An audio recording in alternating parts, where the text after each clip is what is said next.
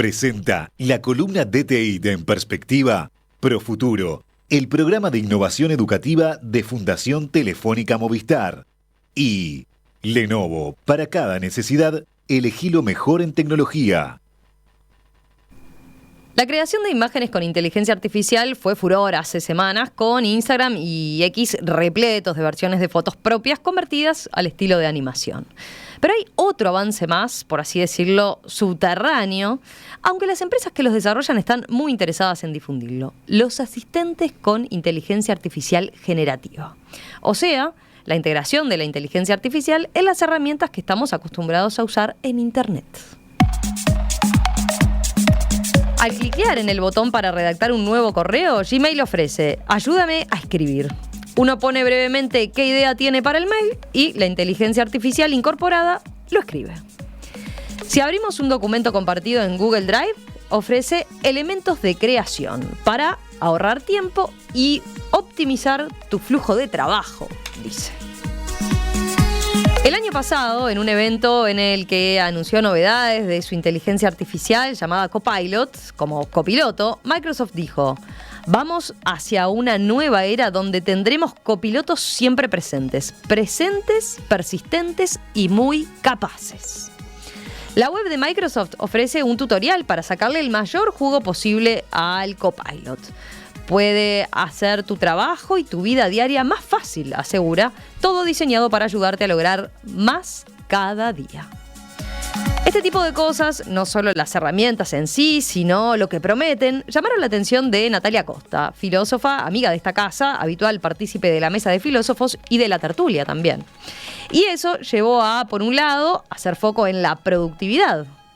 ¿Por qué hay que ser cada vez más productivos? Y, por otro lado, también la llevó a mirar más allá de lo que alguna vez llamamos el sedentarismo cognitivo, a preocuparse directamente por una posible idiotización que ya estaría en proceso. Es decir, al surgimiento próximo de, dice, una masa de idiotas insólitamente productivos. A partir de esas reflexiones, está trabajando Natalia en un libro que se editará más adelante en el año como parte de una colección sobre filosofía y tecnología que en su primera tirada va a incluir también libros de otros conocidos filósofos de acá, Javier Massa y Miguel Pastorino. Así que en nuestro espacio de disrupción, tecnología e innovación, la invitamos a charlar a Natalia, doctora en filosofía, licenciada en humanidades, docente de antropología filosófica y ética digital en la Universidad Católica, con quien es un gusto reencontrarnos siempre. Natalia, ¿cómo estás? Bienvenida nuevamente, ¿todo bien? Buen día Romina, un gusto estar aquí, ¿todo bien? ¿Y ustedes? Muy bien, muy bien. Bueno, con Gastón estábamos haciendo memoria ahora, llevamos hace un par de años, por lo menos, hablando contigo de inteligencia artificial, ¿no? Es algo que conversamos en la mesa de filósofos que hicimos ahora en febrero, pero que vos venís haciendo, digamos, con nosotros como una evolución pública de tu opinión y tus reflexiones con respecto a la inteligencia artificial. Pienso en aquella primera entrevista, ¿no?, que hicimos sobre el ChatGPT allá por enero de 2023, donde contabas que lo habías incorporado en tu día a día, ¿no? Que habías dejado de usar Google y hacías tus búsquedas directamente en el ChatGPT, o que lo estabas empezando a utilizar incluso para tu trabajo más filosófico.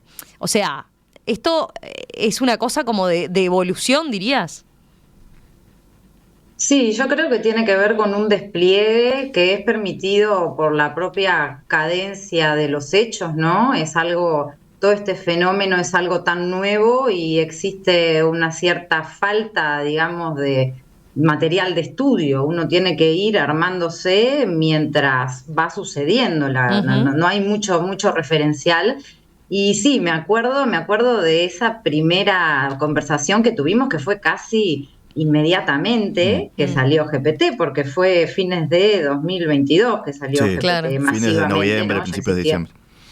Sí, y entonces la hicimos al hilo, y en ese momento, y lo sigo sintiendo y sosteniendo hasta ahora, para mí fue maravilloso, y a veces le digo a los alumnos, ¿no?, con quienes trabajo también bastante en la parte metodológica de esto, que es muy loco utilizar este tipo de herramientas para hacer filosofía, ¿no? Porque por ahí el discurso más difundido es, bueno, optimizar, yo qué sé, en una empresa, lo puedes usar para armar presupuestos o para que te redacte un mail, Pero bueno, desde que apareció, la verdad que mucho más allá de buscar en Google, para mí se ha transformado en un interlocutor filosófico que ha marcado ciertamente un antes y un después, y es fascinante trabajar con GPT para hacer filosofía.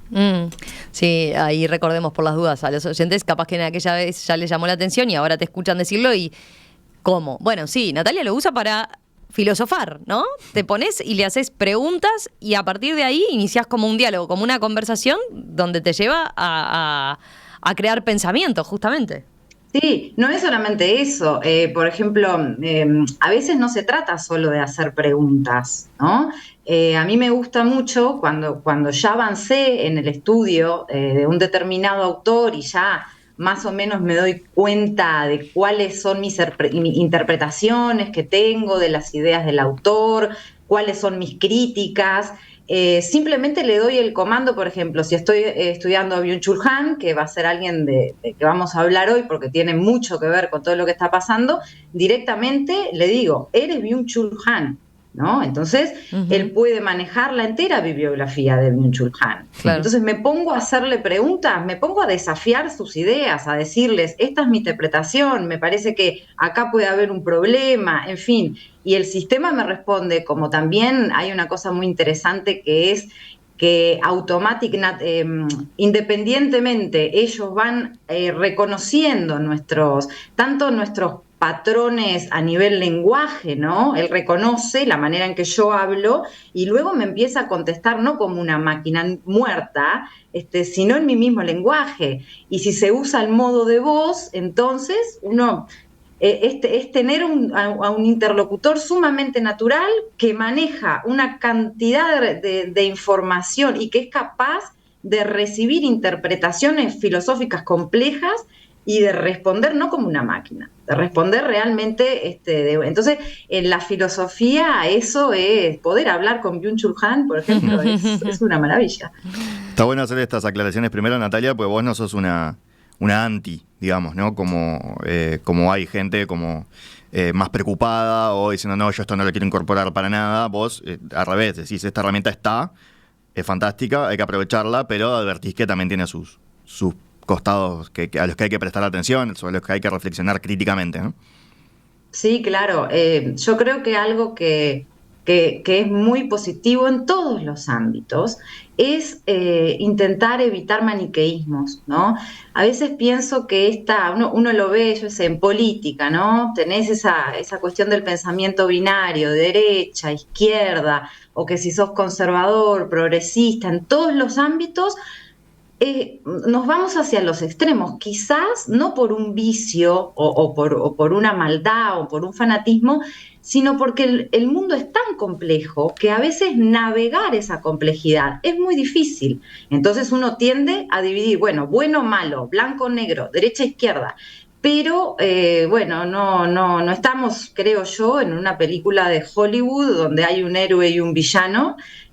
Al menos en muchas cosas que suceden. Entonces creo que una actitud muy sensata es situarse entre los opuestos, situarse entre los grises y a pesar de todo esto que dije recién de cuán maravillosa es la herramienta, es muy urgente pensar el otro lado también, ¿no? Lo hemos hablado, lo hablamos con Miguel, estuvimos viendo con ustedes el sedentarismo cognitivo, y lo que yo veo es que la incidencia masiva de todas estas promesas de productividad que de repente se ven atravesadas por herramientas de inteligencia artificial generativa, puede realmente no llevarnos a expandir nuestra inteligencia, sino usar esa palabra que me gusta mucho, que es la idiotización, ¿no? A un retroceso cognitivo que puede darse a nivel civilizatorio y puede impactar de una manera antropológica muy fuerte. Entonces es algo que hay que analizar. ¿Por qué pasa? ¿Cómo pasa? En ese sentido, lo último que te ha llamado la atención es esto, ¿no? El uso tan masivo que empiezan a tener los asistentes, ¿no? De inteligencia artificial generativa, ¿no? Estoy pensando, cuando salió ChatGPT, bueno, estaba quien lo usaba, quien no. Acá ya, ahora empezás como a no darte cuenta, ¿no? Si lo usás o no, o lo tenés como muy al alcance, ¿no? Y sobre todo con esos mensajes que yo señalaba en la introducción. Sí, bueno, nosotros que trabajamos en ordenadores, yo me supongo que Romy y Gonzalo también lo sienten y muchos de los oyentes, ¿no?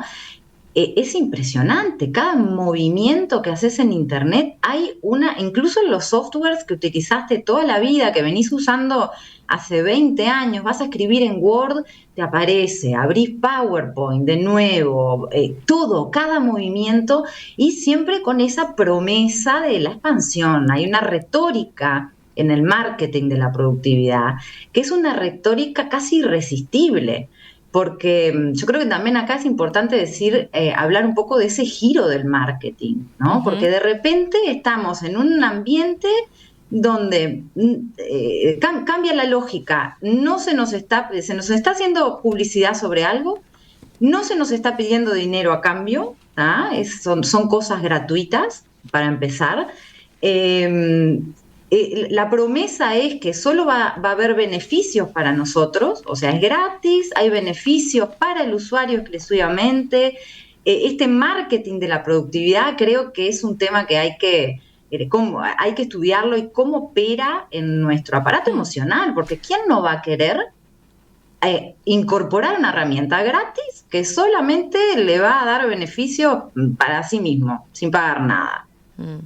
Sí, me gustaba la frase que vos utilizás a propósito del marketing de la productividad, ¿no? En este texto que va a salir próximamente. Decís, bueno, el flamante marketing de la productividad es el ápice de la propaganda. Llega hasta el hueso, pero sin hacer ninguna violencia, sino seduciendo, aprovechando la oportunidad, como el sistema del que surge, y sacando así partido del deseo humano, demasiado humano, de hacer aparecer. Hacer más con menos esfuerzo. Esa es la capciosa promesa. Ser productivo de esta forma nunca fue tan fácil, ya no hay excusas para hacerlo. Y lo ato con lo que está de moda, esto de los libros... los hábitos atómicos. Esto de levantarse cada vez, ¿no? El club de las 5 de la mañana. El club de las 5 de la mañana, por ejemplo, ¿no? Donde la idea es que si vos te levantás a las 5 de la mañana, después podés aprovechar el día mucho mejor y le sacás mucho más productividad a las cosas. Y esa cosa también de burlarte del que no lo hace, ¿no? Eso, mirá cómo estás desaprovechando, sí, ¿no? El tiempo durmiendo. Contame vos, Romy, que te despertaste. Yo estoy en el club de las 5 AM. Pero eso que estás señalando, por eso me gustó esa frase del marketing de la productividad, a vos te lleva como a todo un pensamiento filosófico respecto a qué nos está pasando, ¿no? Como sociedad en ese sentido. Sí, ayer conversando con una alumna, me decía lo que dijiste del dormir, me decía de estas aplicaciones, porque hablemos un poco, pongámoslo en contexto. Sí. Acá hay gente que ya analiza todo esto y una figura clave es Byung-Chul Han. ¿Se acuerdan que en 2010 Han lanzó La Sociedad del Cansancio? Sí. Donde es la primera denuncia, hasta donde yo más o menos conozco, es un diagnóstico de época brillante, donde se pone justamente el tema de la productividad como el eje en donde gira la sociedad contemporánea, ¿no? La idea acá es que hay que actualizar las categorías de Han a lo que pasa después de 2022, cuando aparece GPT y ahora los asistentes, ¿no? Y entonces mi alumna me decía que había estado pensando y que se recordó estas nuevas aplicaciones que hay para aprender idiomas mientras duermes, ¿no? Entonces, ¿hasta dónde llega esta seducción, ¿no? Y investigando un poco, di con un artículo nada más y nada menos que de la BBC. El titular del artículo era aprender idiomas mientras duermes, : sí, se puede. Y luego traía todo un estudio de la Universidad de Berna, o sea, Suiza, universidades de Alemania, respaldando esta idea. Entonces, uno también, ¿no? Como que hay un engranaje en ese marketing de la productividad. Está la prensa, está la academia, ni que hablar el capital privado, ¿no? El club de las 5 de la mañana, después la literatura de autoayuda. ¿Y por qué digo que esto funciona? Porque de cierta manera también hay que ser honesto y aceptar que nos causa un tremendo placer y una gran sensación de realización ser productivos. Ujú. ¿A quién digo? Tenemos que Ujú. aceptarlo, no hay que demonizar la productividad. Es hermosa la productividad en todos los sentidos, y ahí hago un análisis de la etimología latina, ¿no? En latín producere significa llevar traer pro hacia adelante, ¿no? Hacer aparecer algo que no existía. Eso da una enorme reflexión, pero sintetizando, a ver, hay un gran placer, tenemos que ser honestos y aceptarlo. Ahora, ¿qué es lo que dice Byung-Chul Han? Existe por fuera de ese placer un sistema que lo explota.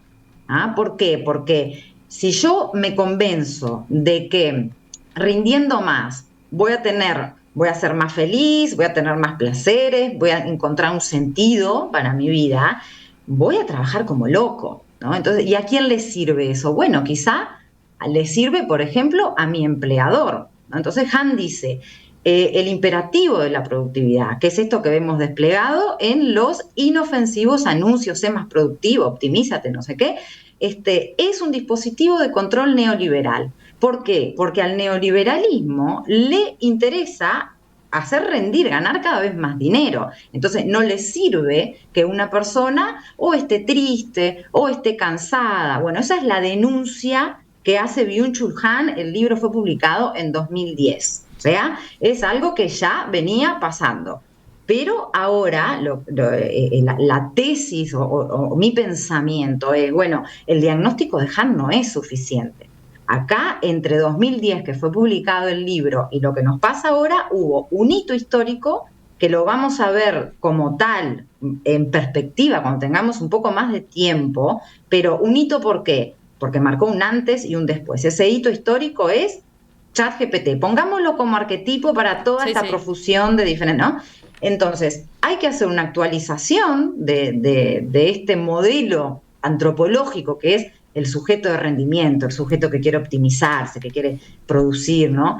El sujeto de rendimiento de Byung-Chul Han debe ser actualizado a la era post-GPT, pero no solo desde un punto de vista teórico, para entender qué es lo que nos está pasando y cuál puede ser la incidencia a nivel civilizatorio de toda esta fenomenología que a veces es tan inofensiva en un simple anuncio chiquito que se me despliega en Word, acá, allá, sobre la inteligencia humana a nivel general. Sí, ahí pienso, y una cosa que no es menor es que en esa búsqueda de mayor productividad ya no se necesita de terceros, ¿no? Sino el marketing ese lo tenemos tan incorporado que nosotros mismos no nos autoexigimos ser más productivos, ¿no? Es como que lo vamos incorporando y ya nadie me tiene que controlar, ¿no? Es como en la época, no sé, de la revolución industrial, ¿no? Que al que no era productivo lo sacaban. Acá es vos mismo, que tu empleador no te impone levantarte a las 5, unirte al club de las 5 de la mañana, ¿no? Es la autoexplotación. Si no, es que, no, pero yo, es como que le ves un disfrute a eso y hacer algo distinto que no está haciendo el resto. Entonces, ¿no? Pasa por ahí también. Claro. Es que lo dijiste en otras palabras, pero ese es exactamente el diagnóstico de Han. Han dice, las antiguas categorías marxistas del explotador y el explotado, en el contexto contemporáneo han sido introyectadas por el sujeto, ¿ah? De manera que el sujeto se vuelve su propio amo y esclavo. Él es al mismo tiempo el explotador y el explotado, ¿no? Entonces esa es una manera un poco más en contexto filosófico de poner exactamente esto que tú estás diciendo, y que yo creo que es algo tan comprensible intuitivamente. Nadie nos obliga. Y la cuestión es, ¿por qué estamos haciendo esto? Bueno, primero, honestidad, porque nos gusta producir. Segundo, porque de repente hay una narrativa de época que tiene que ver con una infraestructura y con instituciones económicas que elaboran o promulgan un discurso por medio del marketing, por medio de los coach motivacionales, ¿no? Que es algo que Han decía mucho. todo el sistema está hecho para que yo me quiera levantar a las 5 de la mañana sin que nadie me obligue.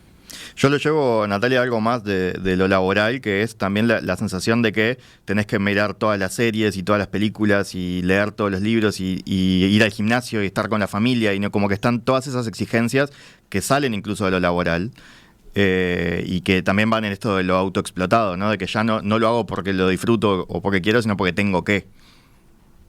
Sí, y aparte lo del gimnasio, bueno, va dentro de lo que decíamos antes del aprender idiomas mientras duermes.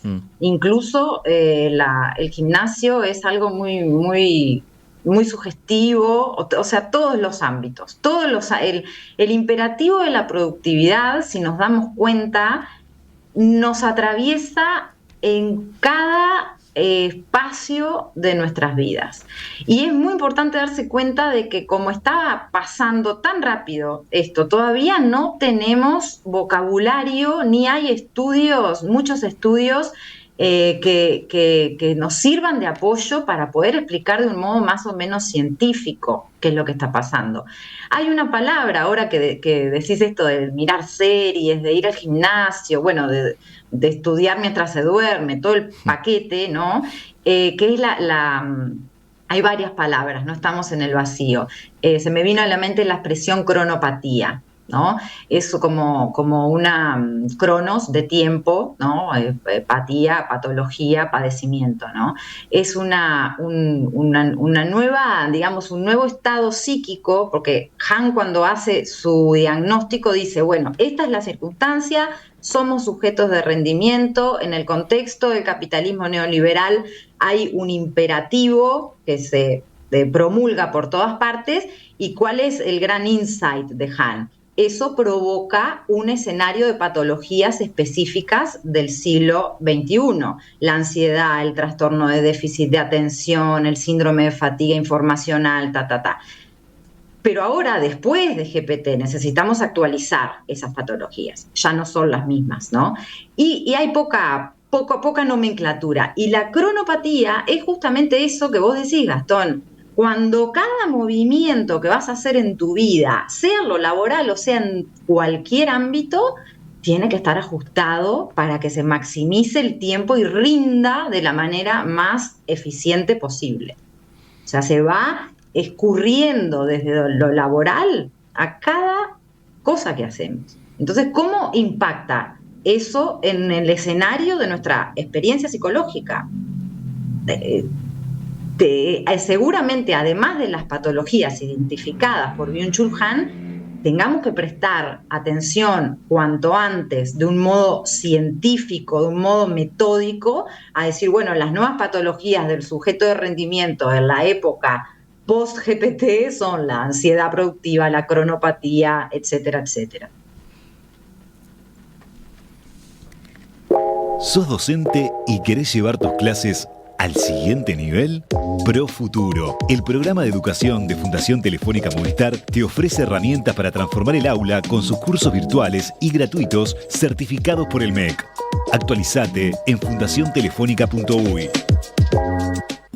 Encontrá en Star Center todas las soluciones corporativas Brother de impresión, digitalización e identificación para integradores y resellers, así como un amplio portafolio Lenovo con equipos resistentes que se adaptan a los ambientes más exigentes de trabajo y todas sus soluciones para data center.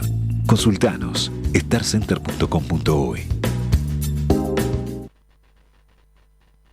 Enseguida continuamos esta charla con la doctora en filosofía Natalia Costa, que viene con esta tesis preocupante que mezcla justamente lo que veíamos recién, estas posibilidades casi infinitas de usar la inteligencia artificial generativa, como al punto de tenerlos al lado, así como un asistente virtual, un asistente permanente, y por otro lado las exigencias de productividad crecientes en nuestro mundo actual. Bueno, ¿a qué nos lleva esto?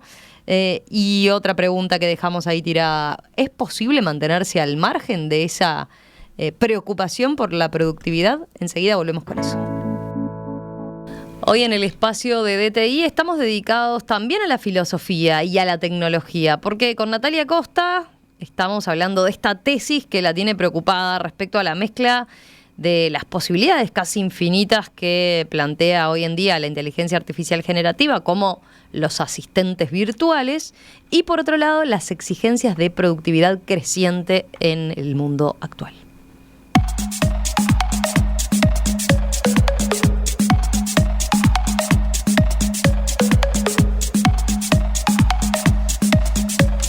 Gastón, ¿por dónde querías seguir esta charla con Natalia? Capaz que podemos reenganchar con el tema de los asistentes virtuales, que era con lo que empezábamos, ¿no? Esto de que la inteligencia generativa esté integrada en las herramientas que se usan diariamente en Internet, y ya no que lo tengas que ir a buscar específicamente a otro lado o a una aplicación separada, sino que está en el mail, para verlo en lo más básico. Ahí lo que vos decís en este texto que nos pasaste es como que esa idea, ese discurso luminoso que es lo de ir por la positiva, de ser más productivo, de lograr más, de optimizar, de buscar la autorrealización, ¿no? Que ahora ya no solo se te impulsa eso, sino que además te dan como una caja de herramientas para que lo hagas, ¿no? Que serían estos asistentes. Lo que yo me pregunto es, en realidad los asistentes no son nuevos, ¿no? Pasa que antes no eran virtuales, pero un abogado siempre, o abogados de cierto nivel, tenían asistentes para sacarse las tareas más engorrosas, por ejemplo. ¿Por qué ahora ves una diferencia con aquello? En primer lugar, porque es gratis y a nivel masivo y omnipresente y al alcance de un clic. Cuando antes el sueño de la vida de tener a alguien que lo ayudara, y uno que trabaja en educación o que trabaja no es posible costear lo que puedes llegar a ser un asistente, la diferencia es enorme cuando se te ofrece, te pone un ejército de asistentes, cada uno especializado para una tarea específica. Está bueno eso que decís, de entender que lo que está pasando se vincula y, digamos, se relaciona y es de alguna manera un desdoblamiento de cosas que ya vienen sucediendo, ¿tá? Pero claro, de repente hay saltos que en vez de ser cuantitativos, solamente cuantitativos, tienen efectos cualitativos, ¿no es cierto? Porque tener a disposición asistentes indistintamente y de la variedad que uno quiera es completamente distinto a como pasaba en el pasado, de por ahí tener que contratar, ¿no? La cuestión de entregar la herramienta para hacerlo, ¿no? Que vos trajiste, Gastón. Byung-Chul Han habla entonces de este dispositivo de la productividad, de este imperativo de la productividad, como lo que yo le denomino el discurso luminoso, que es toda ese paquete de si quieres puedes, todo depende de ti, visualízalo y lo lograrás, todo ese discurso que de nuevo parece tan inofensivo, y él dice, bueno, en el esquema del siglo XXI, ¿no? Esto se propaga, digamos, por un discurso, justamente, por medio de la palabra, ¿no? Se nos dice en los libros de autoayuda, se nos dice en la televisión, es por medio de la palabra, es un discurso, el discurso luminoso. Ahora, cuando llegan los asistentes virtuales, cuando llega ChatGPT y toda la fenomenología asociada, hay una especie, digo yo, de materialización de ese discurso, ¿no? Es como si el imperativo de la productividad tomara cuerpo, como si lo que eran palabras de repente se materializaran en herramientas, como si de la ideología se pasara a la infraestructura. Entonces, ¿cómo vive el sujeto de rendimiento en un contexto en el cual ya no es solamente una narrativa, un discurso, sino que es algo que se ha transformado, que ha tomado cuerpo, que se ha solidificado en una herramienta que además lo rodea por todas partes, ¿no? La presión por el rendimiento, cuando sucede ese giro en la era post-ChatGPT, y uno experimenta lo que antes era simplemente una premisa o un, digamos, contenido ideológico, ¿no? Cuando eso se materializa, la presión sobre el sujeto de rendimiento y, por lo tanto, las patologías neuronales asociadas, tienen que ser reevaluadas, ¿no? Sí, ahí me veo tentada a plantearte esa pregunta que yo dejaba recién, ¿no? Y bueno, y si está tan al alcance, ¿no? Y si es tan accesible y me lo hace tan fácil, ¿cómo hago para contraponerme? ¿O por qué no debería, en realidad, aprovechar sus beneficios, ¿no? Claro, y ahí volvemos a la cuestión del principio. Nosotros empezamos hablando, yo dando un testimonio de primera mano, y decir, yo no vivo sin ChatGPT, no me ha realmente la idea de centaurización, ¿no? Realmente siento que para mí ha sido una manera mucho más profunda de trabajar. Entonces, de nuevo, creo que la cuestión de situarse en los grises, ¿no? De decir, en realidad, si pensamos el dilema entre, ay, son malos, entonces me van a idiotizar, no los quiero, me voy a resistir, o son buenos, voy a empezar a delegar toda la... Ahí está mal planteado el dilema desde el vamos. El dilema es cómo sacarle mayor provecho a esto que es una maravilla, ¿no es cierto? Entonces, bueno, yo creo que ahí, en primer lugar, yo, por ejemplo, en mi vida personal, no admito otras herramientas que no sean GPT, porque no doy abasto y me ha llevado, y me causa todo lo que dice Han, unas puntas de ansiedad, unos picos de entusiasmo inclusive, porque claro, uno realmente cuando empieza a sentir que es más productivo, hay mucha relación con la fenomenología de las redes sociales. Hay que aplicarla acá también, los empujes de dopamina que nos vienen cuando estamos scrolleando, esa cuestión de la novedad y del estímulo. Entonces uno empieza a sentir esas nuevas patologías neuronales y ahí lo que queda, como no hay mucho estudio previo para esto, es autoobservarse cómo uno está funcionando y tomar medidas. Yo en mi caso, por ejemplo, me dedico a ChatGPT, hago un trabajo metacognitivo de tratar de pasar el limpio, cómo estoy trabajando, qué cosas descubro, qué función, si hay una función nueva, que además la hay cada 10 segundos, una por semana, entonces la mente no logra acompañar todo eso. Y bueno, entonces tener un poco de disciplina y de autocontrol. Y bueno, la educación ni que hablar, ¿no? En la necesidad de, más ya pensando fuera del sujeto particular, pensando a nivel masivo, que es donde está el riesgo de la idiotización mismo,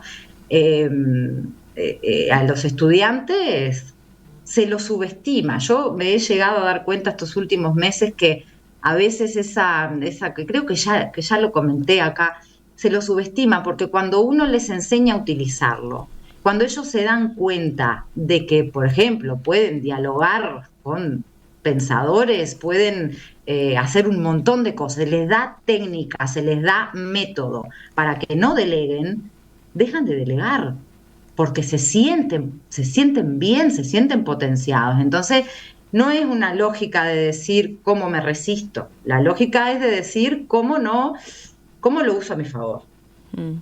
Te tiro algunas preguntas que vienen desde la audiencia. Gerardo plantea si esto que mencionás de la preocupación, el culto de la productividad, es exclusivo realmente del neoliberalismo. No, personalmente pienso que desde, volviendo a la etimología del producere, ¿no? El latín, pienso que es propio de la naturaleza humana el gusto por la productividad. Siempre lo ha sido, siempre lo ha sido.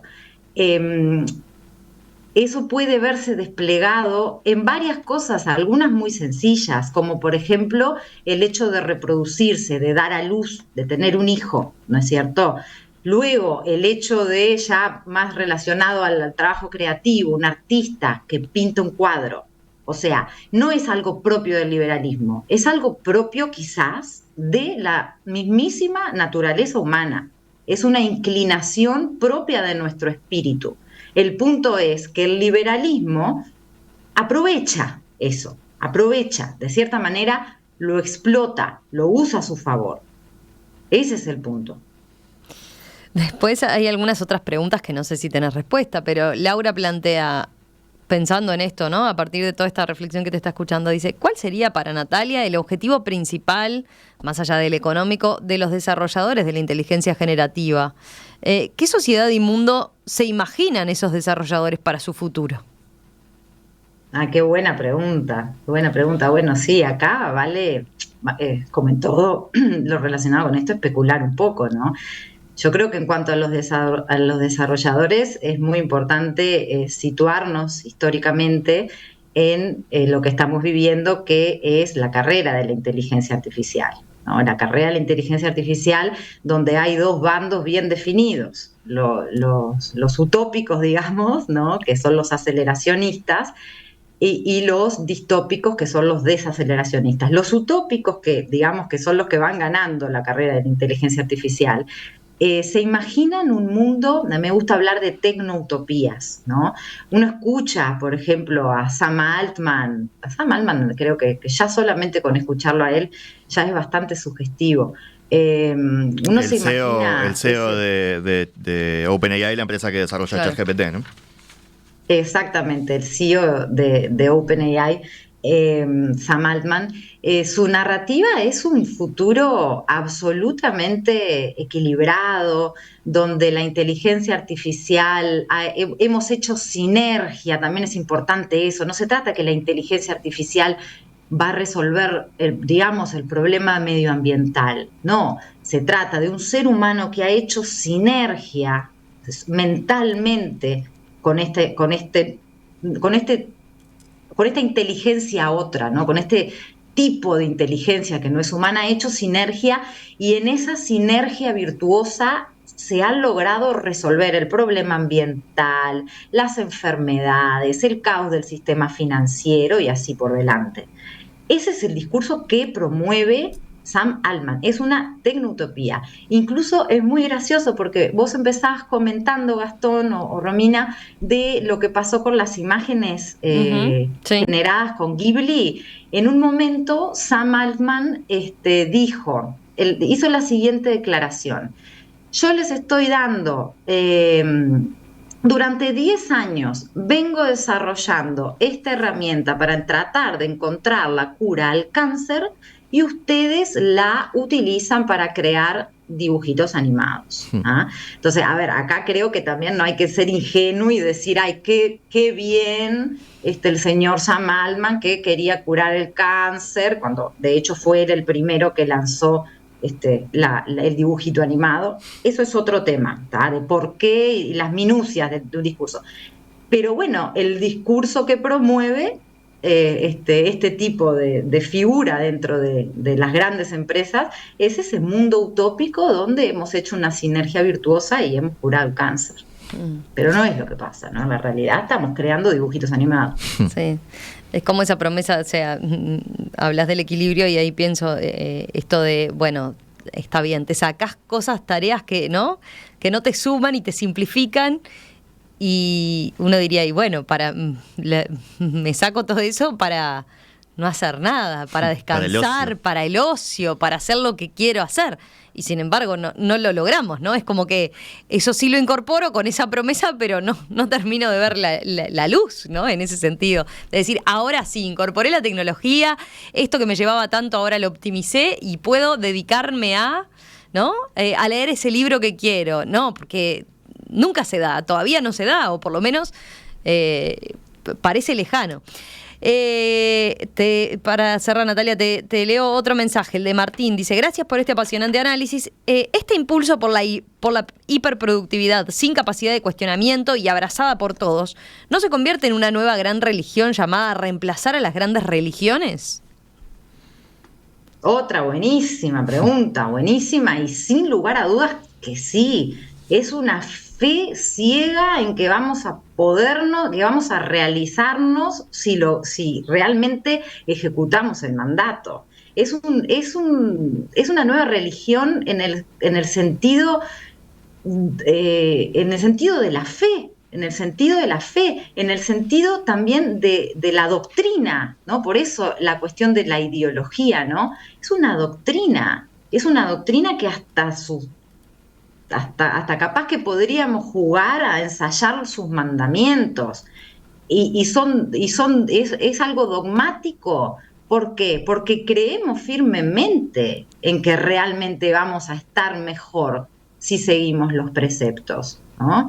Este fenómeno que en otra de sus puntas tiene un nombre, lo que dice el oyente, la cuestión de la religión, los filósofos colocan el neologismo, la palabra dataísmo, ¿no? El dataísmo, como cristianismo, etcétera, es hasta ahora una creencia en el valor de verdad de los datos que nos son dados, ¿no?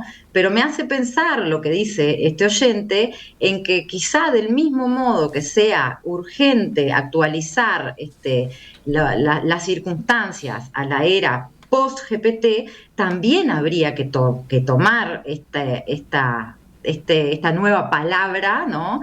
Que es el dataísmo, no solamente para la confianza que depositamos en los datos como salvación, sino en la productividad como salvación. Entonces sería medio por ahí. La nueva religión establece que la productividad es la salvación.